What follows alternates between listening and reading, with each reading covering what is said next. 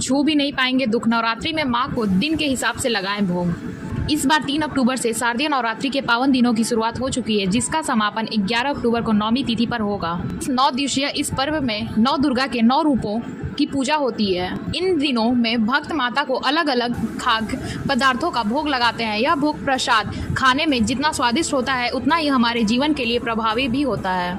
दरअसल नवरात्रि में 9 दिनों में हम माँ को 9 दिन तक अलग अलग चीज़ों का प्रसाद के रूप में चढ़ाकर अलग अलग समस्याओं से मुक्ति पा सकते हैं। चलिए जानते हैं किस दिन जगत जननी को आप किस चीज़ का भोग लगाकर अपने दुखों का निवारण कर सकते हैं। माता शैलपुत्री 3 अक्टूबर। नवरात्रि के पहले दिन माता शैलपुत्री की आराधना की जाती है। शैलपुत्री देवी को गाय के घी का भोग लगाना शुभ होता है। ऐसा करने से भक्त को कष्टों से मुक्ति मिलती है और आरोग्य की प्राप्ति होती है। माँ ब्रह्मचारिणी 4 अक्टूबर। माँ के दूसरे रूप को माता ब्रह्मचारिणी कहा जाता है और उन्हें शक्कर का भोग लगाना अच्छा बताया गया है। शक्कर प्रसाद के रूप में चढ़ाने से भक्त को लंबी उम्र का वरदान मिलता है। माता चंद्रघंटा 5 अक्टूबर। माँ दुर्गा के तृतीय रूप स्वरूप माँ चंद्रघंटा को दूध भोग का भोग लगाने शुभ बताया गया है।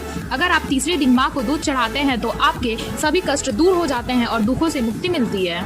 माँ खुशमंडा 6 अक्टूबर। माता खुशमंडा की नवरात्रि के चौथे दिन पूजा की जाती है। माँ को मालपुआ भोग के रूप में चढ़ाना अच्छा होता है। अगर आप ऐसा करते हैं तो इससे आपकी समस्याओं का अंत होता है। माँ सकंद माता 7 अक्टूबर। नवरात्रि के 5वें दिन माता सकंद माता की पूजा की जाती है। इस दिन माँ को केला प्रसाद के रूप में चढ़ाना चाहिए। ऐसा करने से माता खुश होकर आपको सुख शांति का वरदान देती है। माँ कात्यायनी। माँ दुर्गा के छठे रूप माता कात्यायनी को शहद का भोग लगाना चाहिए। इससे आपकी आर्थिक स्थिति अच्छी होगी और आपको धन लाभ होने के योग बनेंगे। माता कालरात्रि। नवरात्रि के 7वें दिन माता कालरात्रि की पूजा की जाती है और उन्हें गुड़ का भोग लगाना शुभ होता है। ऐसा करने से रोग शोक से मुक्ति मिलती है और आपकी सभी मनोकामनाएं भी पूरी होती हैं।